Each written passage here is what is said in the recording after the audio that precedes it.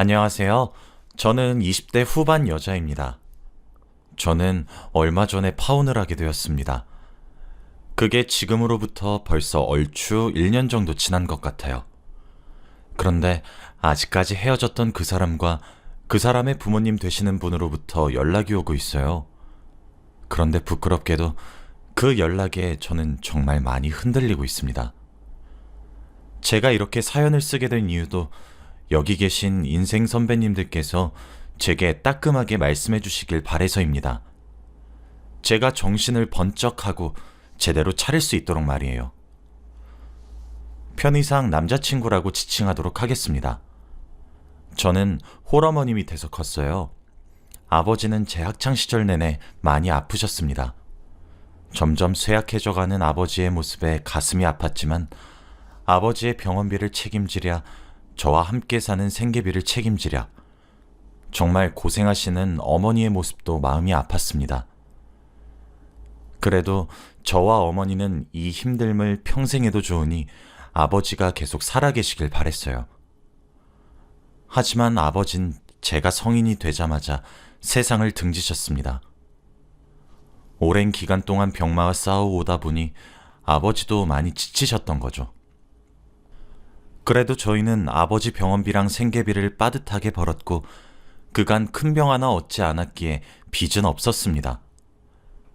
그래서 몰랐었는데 아버지는 본인이 이렇게 아플 것을 예상하셨는지 사망보험금이 정말 억소리가 날 정도로 정말 많이 나왔습니다. 어머니는 그 돈으로 저를 대학도 보내고 뒷바라지를 하셨어요. 그리고 그 돈 중 일부를 미천으로 삼아서 장사를 시작하셨어요. 좋은 위치에서 시작한 장사이긴 했는데 입소문도 점점 퍼졌고 장사가 점점 잘 되었어요. 텔레비전 방송에도 출연할 정도로 그 지역의 맛집으로 자주 소개되곤 했어요. 저도 그래서 낮엔 대학교에 나가 공부를 했고 공부를 마친 밤엔 어머니의 가게에 돌아와 어머니를 도왔어요.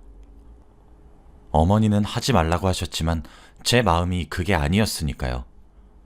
그리고 어머님도 내심 좋아하셨기도 했고요. 매일 어디 가면 딸내미인 제 자랑을 하곤 했거든요. 그렇게 점점 형편은 나아졌고 살만해졌죠.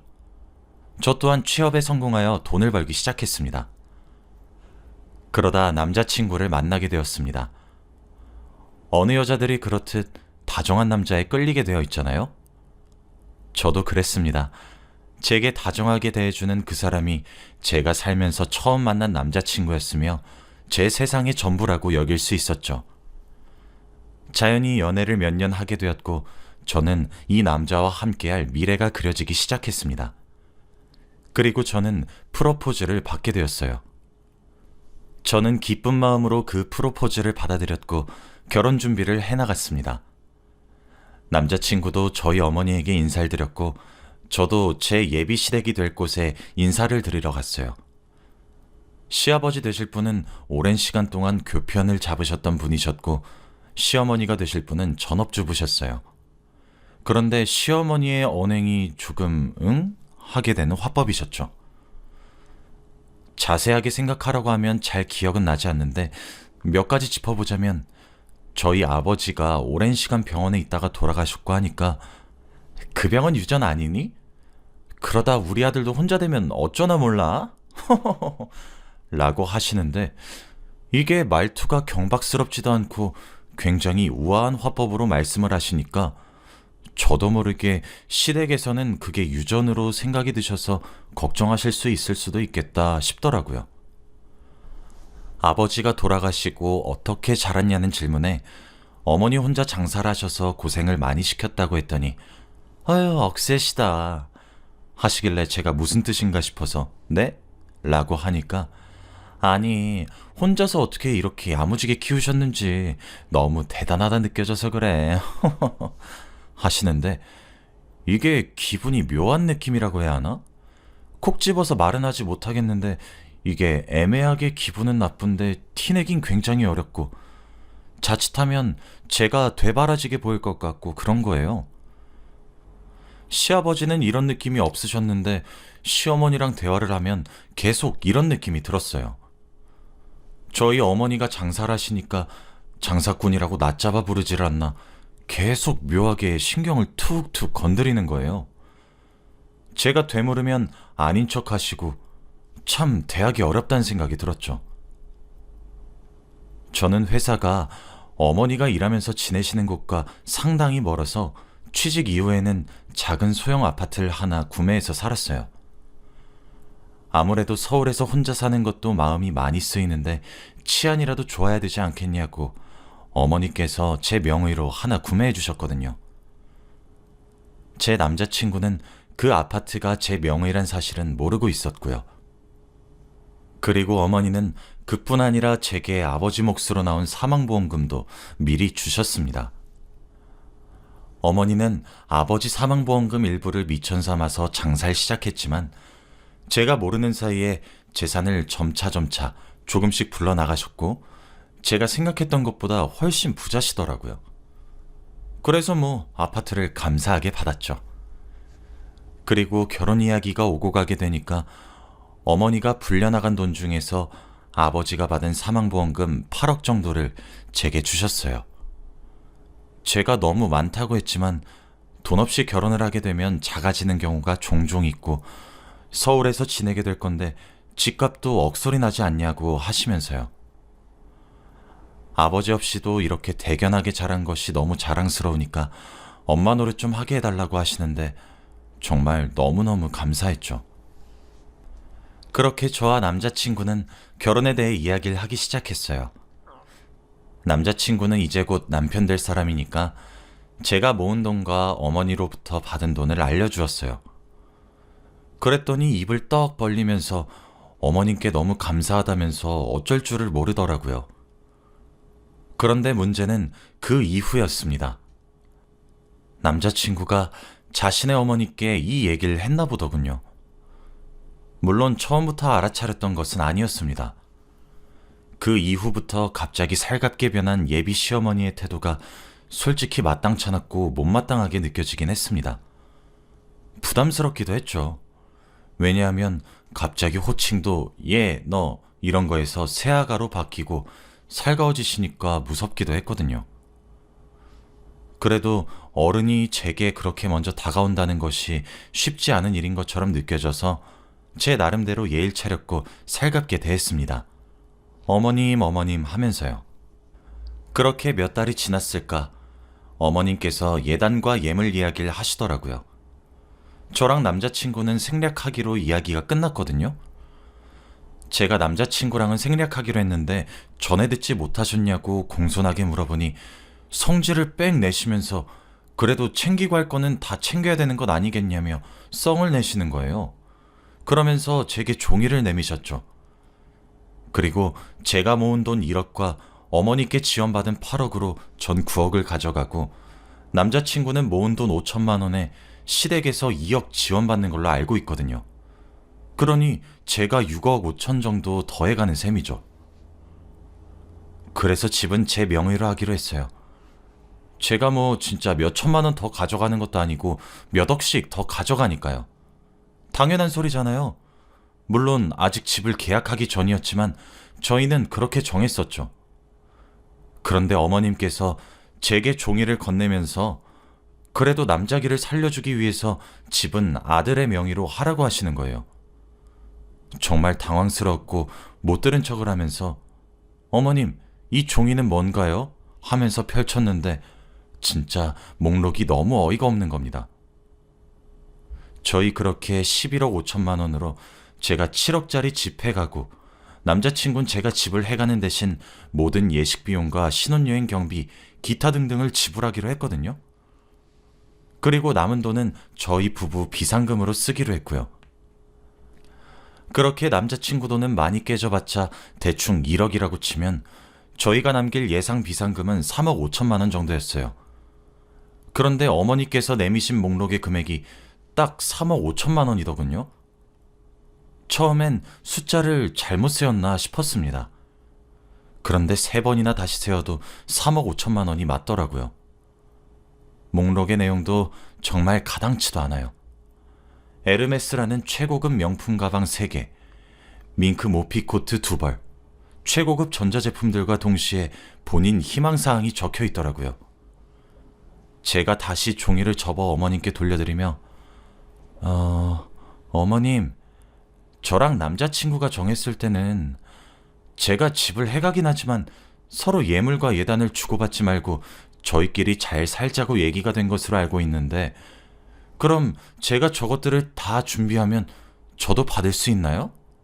라고 아주 공손하게 여쭈었더니 어머님이 정말 아무렇지도 않게 호호 웃으시며, 어머, 세아가 너는 여자이지 않니?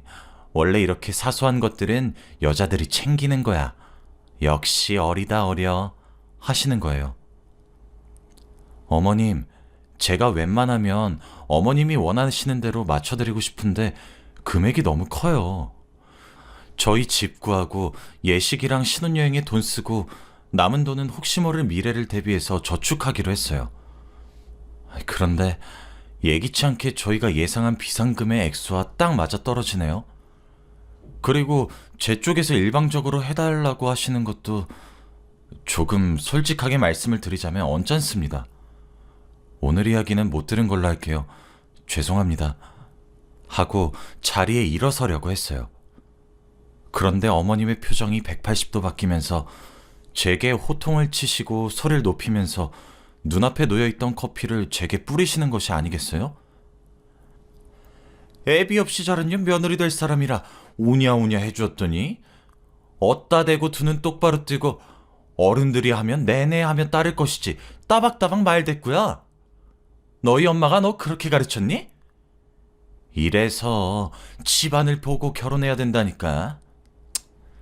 됐다. 내 눈앞에서 당장 사라지거라. 기분 드럽게 진짜 하시는 거예요. 저는 순간적으로 제게 무슨 일이 일어났는지 파악조차 되질 않았습니다. 근데 그때 제가 정신이 번쩍 들더라고요. 이 아줌마랑 엮이면 안 되겠다는 생각이요. 돌려드리려고 했던 목록이 적힌 종이는 제가 다시 챙겼어요. 파혼할 건데 원인이 남자친구의 어머니이므로 위약금을 내게 하기 위한 증거로요. 종이를 챙겨나가는 제 모습에 무슨 희망을 보신 건지는 모르겠지만 나가는 길에 종업원분께 잠시 밖에서 이야기를 할 수 있겠냐고 물었고, 다행히 종업원분도 당황하시는 듯 하였으나 절 따라 나와주셔서 그 자리에서 CCTV를 주실 수 있겠냐고 조용히 얘기를 드렸습니다. 원래는 경찰 동행하에 주시는 곳도 많은데 그곳에서는 바로 주실 수 있다고 하시더라고요. 제 메일 주소와 전화번호를 적어드리고 난 이후에 전 집으로 돌아갔습니다.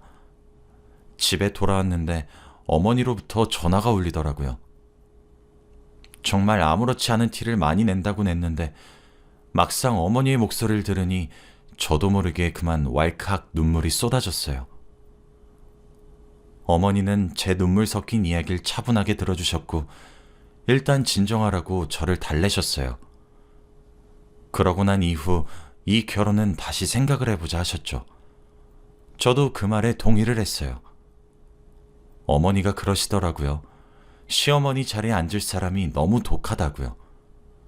그리고 이 이야기는 어른들끼리 다시 해봐야 할 것 같으니 일단 가만히 있으라고 하셨죠. 사실 그로부터 며칠 뒤에 양가 부모님을 모시고 식사 자리가 마련되어 있었거든요. 상견례도 할 겸 겸사겸사로 마련한 자리였어요.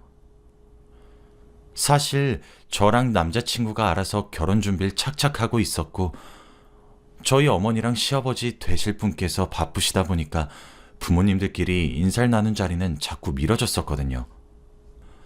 그렇게 식사를 하게 되는 날, 식사가 나오기 전부터 식사가 전부 끝날 때까지 남자친구 어머니의 언행이 다소 불쾌했고 지나치다는 생각이 참 많이 들었습니다. 저에게만 그렇게 얕잡아 보시는 거면 아무렇지 않았는데 혼자서 고생고생해서 키워준 저희 어머니까지 싸잡아 낮은 사람 대하듯 대하시니 참 기분이 이상하더군요. 남자친구랑 남자친구네 아버지도 이상하다고 생각했던 것인지 두 사람 다 어머님께 몇 번씩이나 주의를 주고 그렇게 굴어도 들은 채도 하지 않으시는 듯 했어요. 식사가 다 마무리되고 디저트가 나와 입가심을 할 때 저희 어머니가 입을 여셨습니다. 저번에 저희 딸과 만났다고 들었습니다. 하시면서요. 어머님께서 네, 이제 저희 집 며느리 될 아이니까 좀 데리고 다녔습니다. 하셨죠. 네, 압니다. 집에 새롭게 들어올 가족이 되니까 데리고 다니시며 이것저것 하고 싶은 것도 이해가 되죠. 다름이 아니라 딸아이에게 들었습니다만 제 딸아이 얼굴에 커피를 뿌리셨다고 들었는데 그것에 대해 설명을 좀 듣고 싶습니다. 저희 어머니께서 그 말을 끝내자마자 남자친구랑 아버님께서 소스라치게 놀라시면서 어머님을 붙잡고 그게 사실이냐고 물어보셨어요. 어머님은 당황하는 듯 하면서 제게 너 입 정말 싸다. 결혼하고 나서도 그렇게 엄마 엄마 하면서 이럴 거니? 그리고 사돈, 전후 사정도 듣지 않고 제게 이러시면 안 되는 겁니다. 제게 바락바락 대들길래 저도 순간 이성을 잃고 그렇게 행동했던 건데 지금 생각해보니 다소 지나쳤던 것 같네요. 사과드릴게요. 아가, 미안하구나. 하셨어요. 아버님께서 여보! 지금 그게 무슨 태도야? 하셨고 남자친구는 엄마 라고 말을 하며 안절부절했죠. 그런데 어머님의 발언은 저희 어머니의 화를 부추기는데 일조했어요. 어머니는 제게 그 종이를 꺼내라고 얘기하셨고 저는 그 종이를 어머니께 건네었죠. 어머니는 종이를 읽어내려가기 시작했습니다. 에르메스 명품 가방 3개에 밍크 모피 코트 2벌. 사돈? 이제 신혼이고 젊은 아이들에게 1,000만 원이 넘는 텔레비전은 대체 뭡니까? 그리고 냉장고 가격 또한 아주 몇백은 우습네요. 어머니의 말에 아버님께서 자리에 일어나 고개를 숙이며 사돈, 마음 푸세요. 정말 죄송합니다. 저와 상의 없이 일어난 일인데 제가 단속을 제대로 하지 못했어요. 그냥 그 종이 버리시면 안 되겠습니까? 정말 죄송합니다. 하셨고 남자친구도 따라 일어나 어머님 정말 죄송합니다. 했죠. 어머님만 꼿꼿이 앉아 계셨죠. 아니 내가 뭘 그렇게 커다란 욕을 했다고 그래? 하시면서요. 사돈? 사돈이라고 부르지도 마세요. 우리 남편이 죽고 싶어서 죽었습니까? 제 남편이라고 떠나면서 세상에 둘만 남겨질 거 가슴 저리지 않았을 거라고 생각해요? 우리 남편 그렇게 병으로 세상 떠나고 정말 사력을 다해서 죽을 뚱살뚱해가며 우리 딸 귀하고 곱게 길렀어요. 어디 가서 애비 없는 자식 새끼라고 흉들을까 싶어서 집에서 가정교육도 아주 엄하게 시켰습니다. 그런데 나도 귀에서 손 한 번 대지 못하고 쥐면 부서질까 불면 날아갈까 그렇게 키운 내 새끼한테 커피를 뿌려? 당신 제정신이야? 아니 막말로 이 결혼 우리가 기울어 이 여자야. 당신이 보낸 리스트? 그래, 그까짓 거 사서 보내지 못할 것도 없지. 그럼 그쪽 집안은 뭐 해오는데? 뭐 롤렉스 시계나 외제 찬데라도 해올 거야?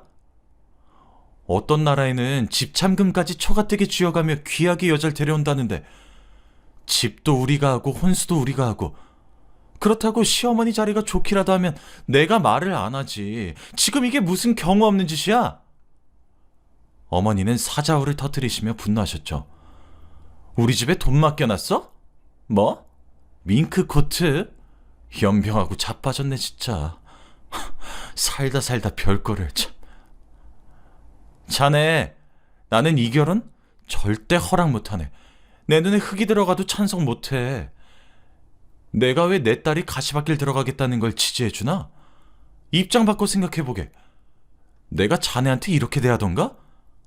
백년 손님처럼 대해주지 않았던가? 지금 경우 없는 집안이 대체 누구 집안인지 생각을 해보란 말이야. 그리고 사돈어른, 저 상견례 하려고 나온 것 아닙니다. 마누라 간수 좀 제대로 하세요. 지금 어디서 배워먹지 못한 짓입니까? 지금이 쌍팔년도 시대예요? 저렇게 예단 예물 다 챙기자고 하면서 왜 그쪽 집안에선 챙기는 것 없습니까? 저요, 우리 딸이 데려온 남자친구 인성 하나 보고 허락했어요. 그래, 돈은 있다가도 없고 없다가도 있는 거지 하면서요.